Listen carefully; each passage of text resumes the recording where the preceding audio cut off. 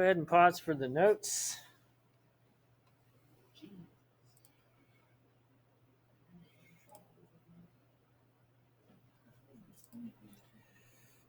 So the bell ringer for today was, what did you learn about Richard Nixon? That was from yesterday. You can type that in Canvas chat if you haven't already. Then the Unit 8 crisis activity. Hopefully you were able to get that done. We ended up watching a portion of the speech, and the transcript is below, so please just click submit and make sure that you answer those questions, each one 2 to 3 sentences.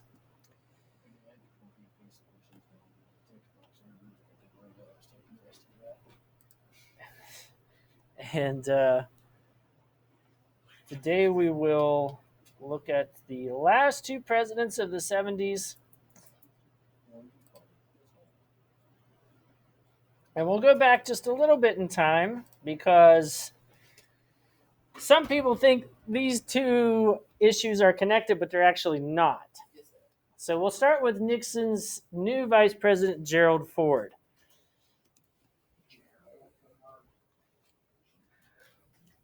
I feel bad for him.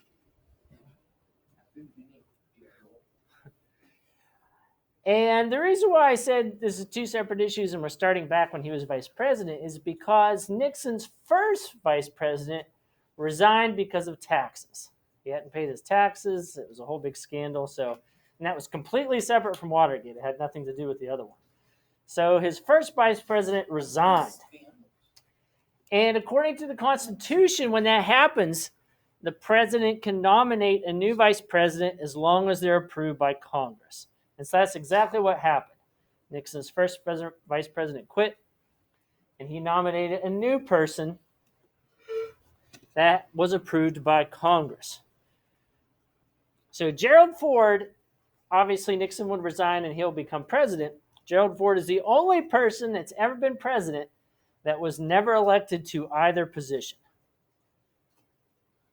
Wait, so he wasn't elected? He wasn't elected to president, and he wasn't elected as vice president either. So Nixon appointed him, and he was approved by Congress. And there was a reason why Nixon appointed Gerald Ford, because Gerald Ford is probably one of the most honest, decent people to be involved in politics. He didn't tell lies. He wasn't involved in any scandals. He was involved in a very wholesome life for the most part. So he obviously wanted to pick someone that was squeaky clean because he knew about some of the problems that were going to come up. Yes, Nixon was not squeaky clean. So he first serves as his vice president and then obviously becomes president of the United States once Nixon resigns.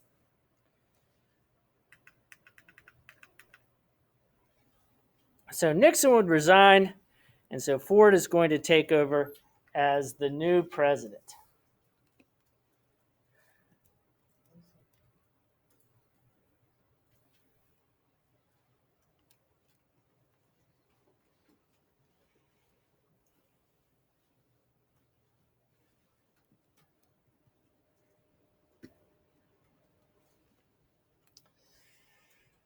One of the defining things about Ford, though, is that he did not like controversy.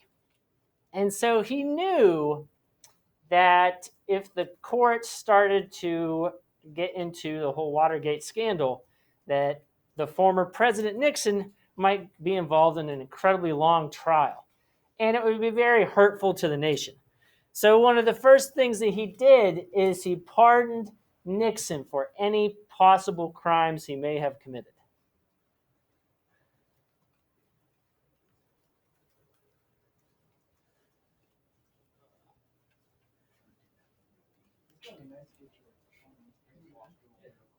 That's right. So, looked like Nixon was out of trouble. Unfortunately, right off the bat, that lost Ford a lot of support with the public. Now, most historians disagree with that. They say it was probably the right thing to do, that it would have been very harmful to the country to go through a long trial like that. And in fairness, Nixon could have been charged by the court system in Washington, D.C., or in Maryland or Virginia, possibly. So he could have had state charges levied against him, but no one ever went after him. Not only did Ford have this pardon issue, but also there were a number of economic problems.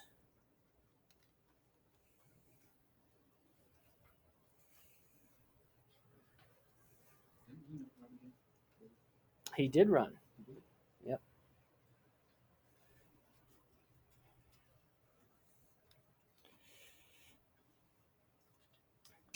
And there were two things happening at the same time, which is unusual because they often don't. There was both high inflation and high unemployment. Usually they're the opposite of each other, but they were both happening at the same time. High inflation and high unemployment.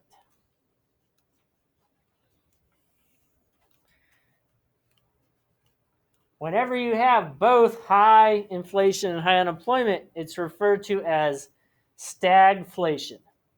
Stagflation. Stagflation.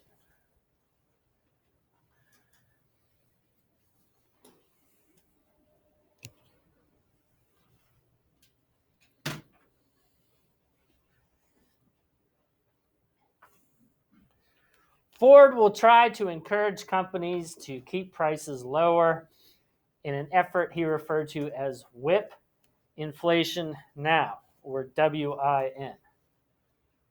Whip inflation now. Keep prices low. Now, how long that work? Well, let me put it this way. He did not win the next election. So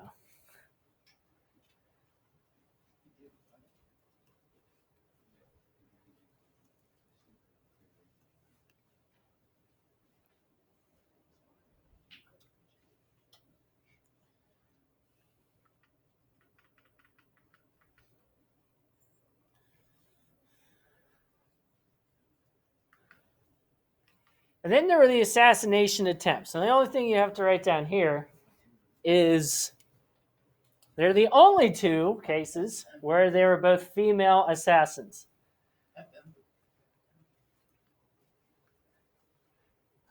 Now, Gerald Ford actually lived a long time after his presidency, so obviously neither of these were successful attempts.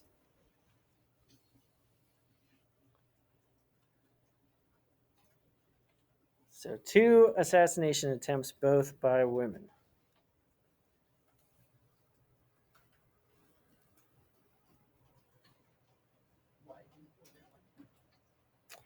Well, I think both of these individuals had their own agenda and some problems of their own that they decided would be solved by killing the president.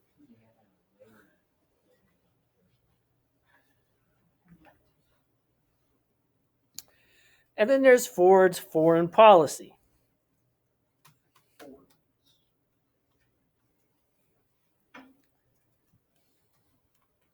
Ford basically continued détente.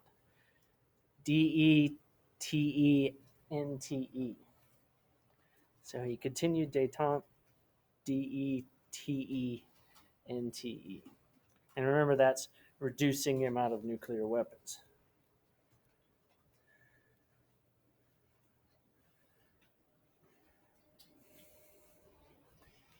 And he was also able to get the Soviets to sign the Helsinki Accords.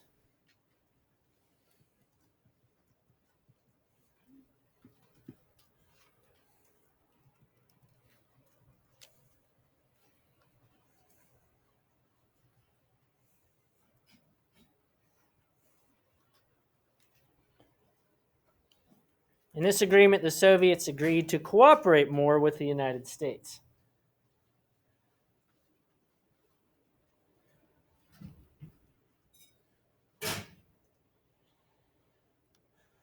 You said the Soviets? What's that? You said the Soviets? The Soviets. So the Soviets agreed to cooperate more. But unfortunately, there was more problems in Southeast Asia. Remember that Nixon had gotten peace in Vietnam, and we pulled all of our troops out. So a lot of people predicted this. They waited a couple years, but then eventually North Vietnam conquered the South.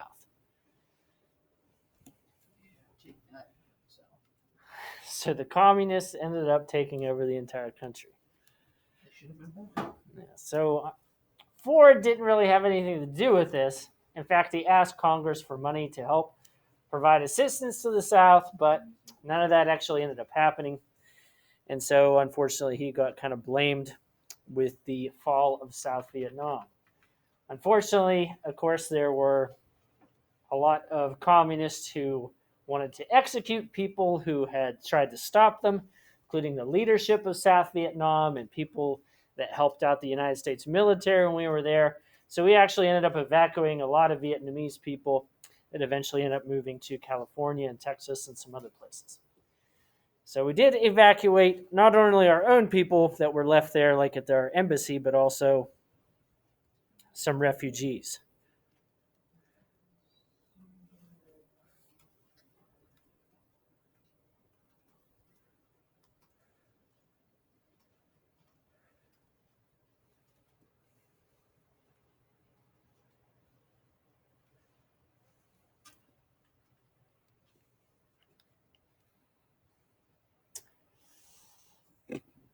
And another black eye was the incident involving a ship, the SS Mayagoose. So this was a ship.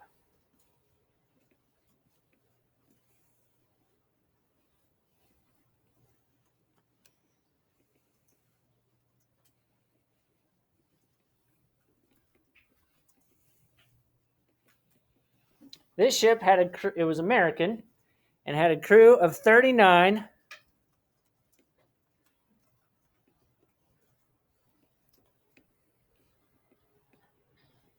And Ford decided to send the military to rescue them.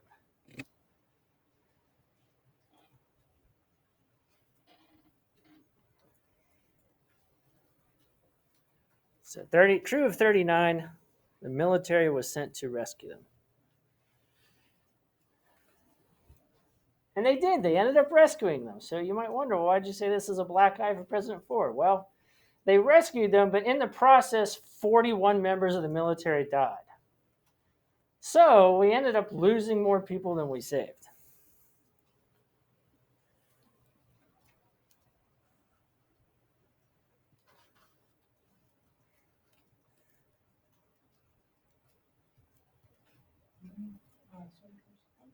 $41.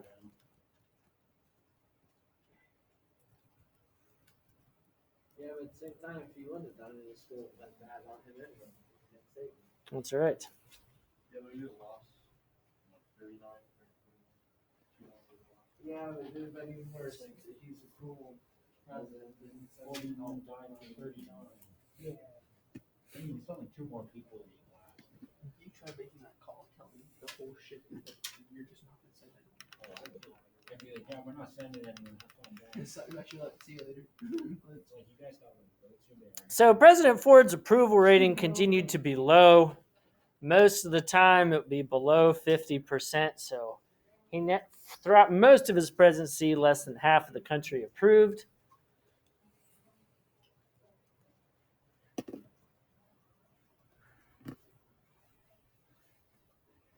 And he was also known for being a little bit clumsy, falling down on multiple occasions, despite the fact that he had been a college athlete.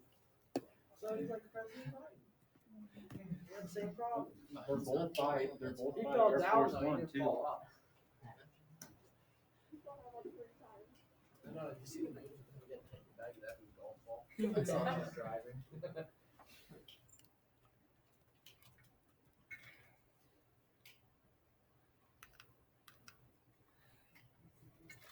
So then the election of 1976.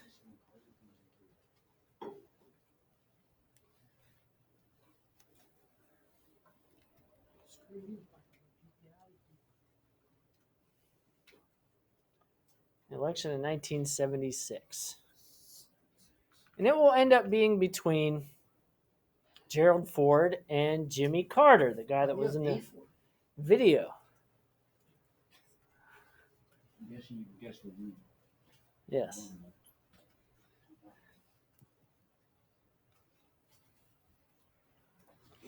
So Jimmy Carter was from the South. He had never served in Congress. He was a governor of Georgia, so he basically said, I'm not part of the Washington scene. I'm not corrupt like all the other politicians. That's nothing new. People say that over and over again. It did work for him. So he ends up winning the presidential election. Once again, these colors are reverse. Carter's are in red. But there you can see he wins most of the South. The South, of course, was eager to have a Southern governor again. And then good portion of the Northeast and some of the upper Midwest. So Carter ends up winning a tight election and becoming the next president of the United States. And so the biggest thing about Carter is, once again, that he promotes himself as a Washington outsider.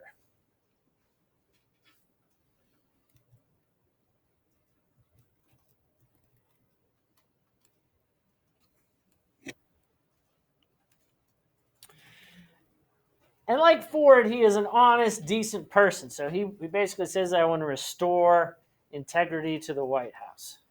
That's what he's trying to do. Yes, it is. I don't think anybody's ever done it, but Maybe one day. Restore. integrity, yes.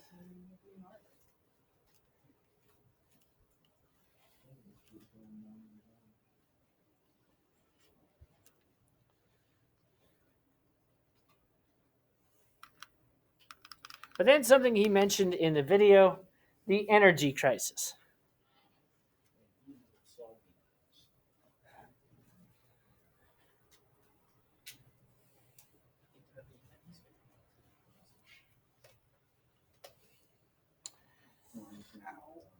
The problem was OPEC, which is spelled all capital letters OPEC. OPEC. They had reduced the supply of oil. And what happens to prices when supply goes down? Prices go way up. And so that's why they wanted to do it, because the OPEC countries are oil-producing nations. They fueled the world, but they were receiving very little money for what they made.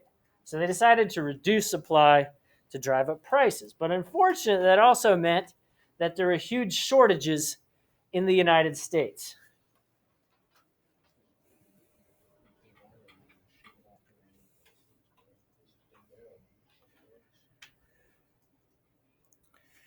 So gas prices, for instance, went up from 40 cents a gallon to over $1.20 a gallon. Wow. Within a short period of time. Do you remember when it was under $1? I do, because I think shortly after I started teaching here, it briefly went down to 99 cents, I'm pretty sure. My stepdad said when he graduated, it was 99 cents. Yeah. That wasn't very long ago.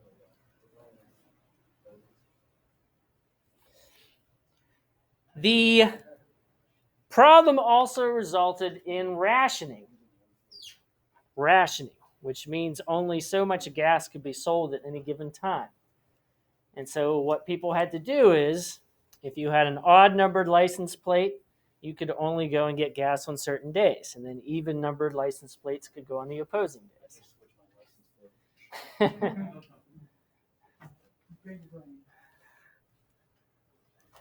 What if you ran out of gas on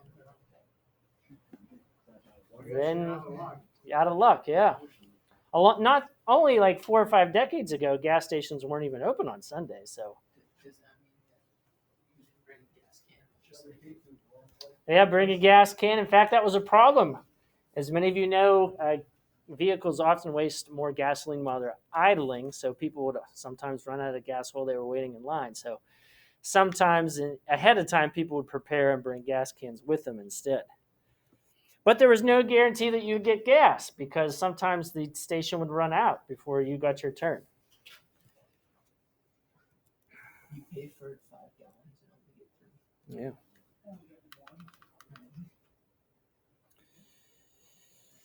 So The National Energy Act was passed,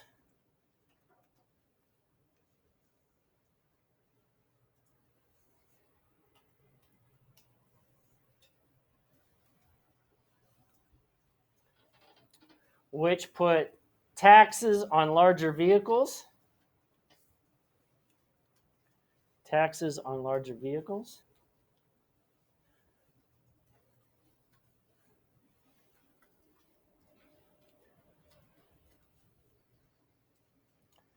It allowed more competition in oil and gas. More competition in oil and gas. And money for research.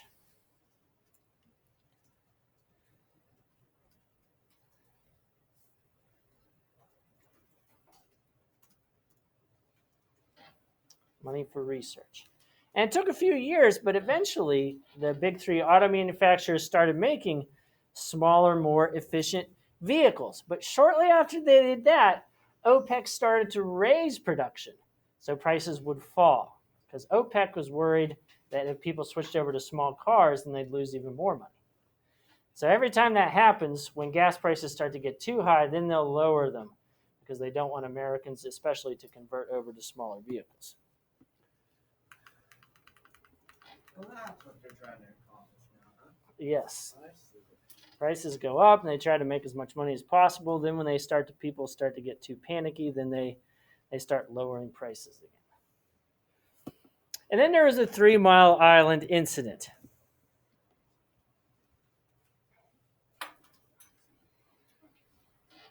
The power plant at 3 Mile Island is nuclear.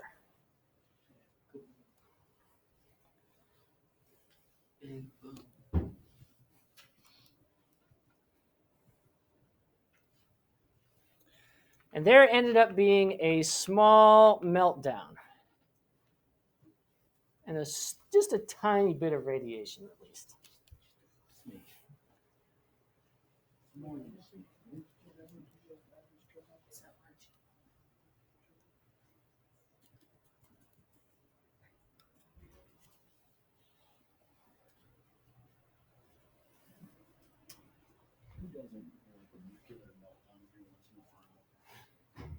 Carter actually had worked in nuclear energy when he was in the Navy. So he personally went to the 3 Mile Island to show people that the problem was resolved and that the radiation was not an issue. And apparently it wasn't because he's almost 100 years old and he's still alive. He is. Yeah.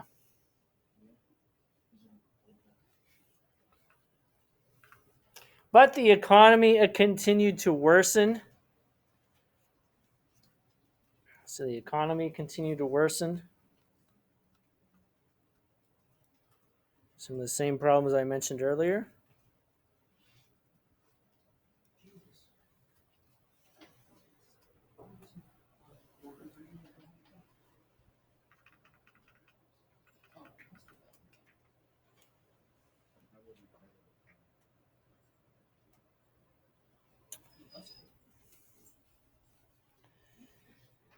He decided to grant amnesty to people that had dodged the draft in Vietnam. He decided to grant amnesty to people that dodged the draft in Vietnam. So, the draft, of course, does a lottery and selects certain birth dates, and people have to go into the military in one of the branches. And so there are a lot of people that disagreed with Vietnam. So some people fled the country or hid or burned their draft cards. And so he decided to grant amnesty or forgive them for that.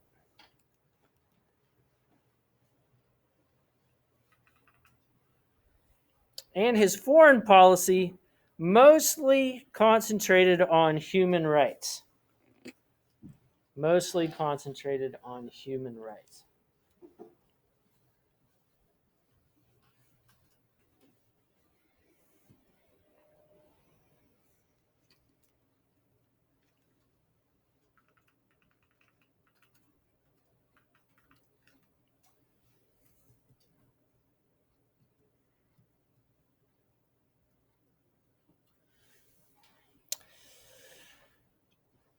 He also yielded the Panama Canal. Since it was built, we had controlled it, but he decided to give it back to the country of Panama.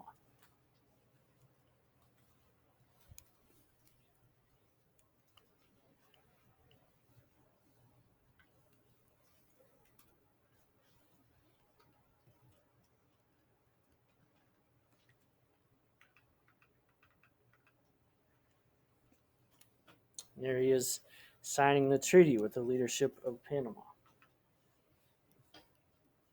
And even though he wanted better relations, he made the Soviets angry because he often went and talked to dissidents or critics of the Soviet Union. So people that escaped the Soviet Union or people in Eastern Europe that didn't like the Soviet Union, he would often meet with groups of people like that and listen to their complaints. And that did not make the Soviets happy. So he often met with dissidents of the Soviets. Dissidents of the Soviets.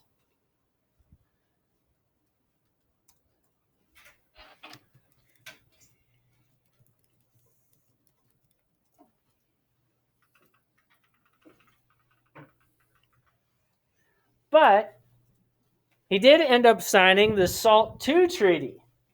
The SALT II Treaty. So this is just an extension, further reducing the number of nuclear weapons.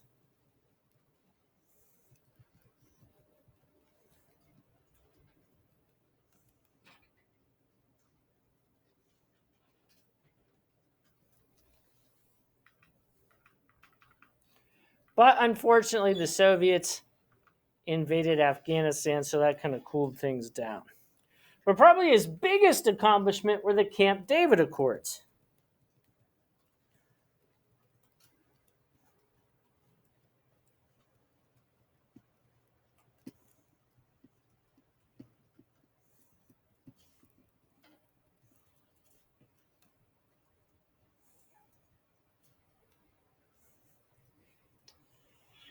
This was a peace treaty between Egypt and Israel. Egypt and Israel. Peace treaty between Egypt and Israel. So that would be the first time that an Arab country had signed a peace treaty with Israel.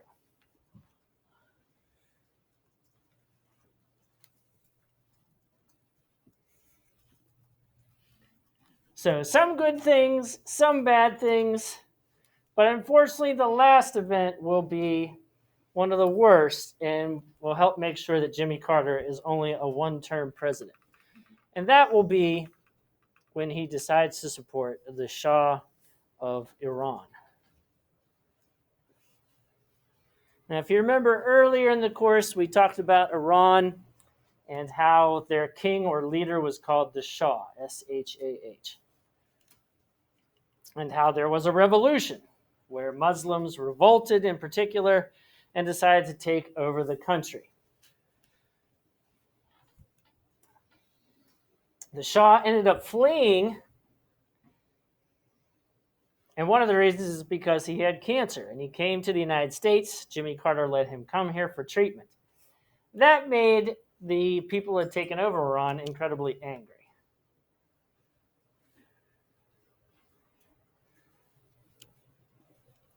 So he allowed the Shah to come to the United States, and that made the people of Iran incredibly angry. And so what did they do? They ended up taking people in our embassy hostage.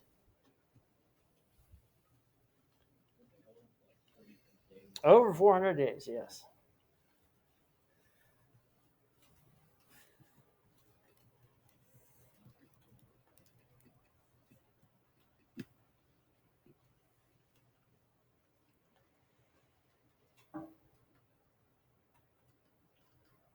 So Jimmy Carter orders Operation Eagle Claw. Operation Eagle Claw. And Operation Eagle Claw is a military attempt to rescue the hostages.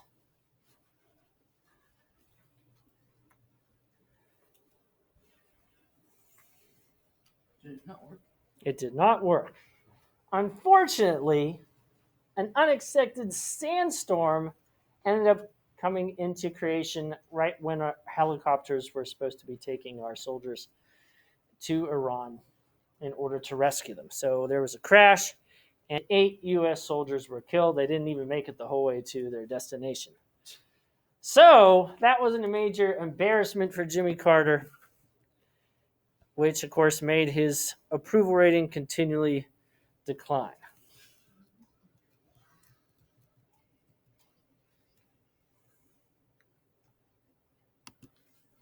And this will cause him to lose the presidential election in 1980.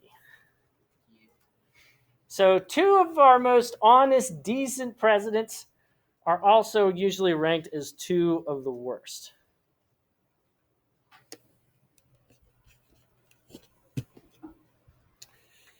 So, for the remainder of the period, we have about 20 minutes.